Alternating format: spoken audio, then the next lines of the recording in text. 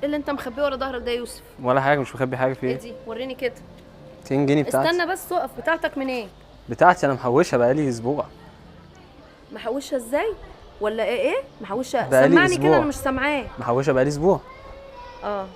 هتحوش في اسبوع 200 جنيه؟ كده يعني مش بصرف قوي. اه، مش بصرف قوي. امم جايب ال 200 جنيه دي منين؟ بتاعتي والله. في ايه مالك؟ هو ايه اللي مالك؟ هروبي بقى خلاص بقى، عايزه حاجه؟ خد تعالى خلاص هنا. بقى. تعالى هنا يا يوسف. كلم اختك الكبيره. عيب يا يوسف كده. لا حول ولا قوه الا بالله. مفيش فايده فيك يا يوسف. اما اشوف اخرتها معاك. يلا. ايه؟ حادثه؟ كنت عايز اقول لك على حاجه. قول.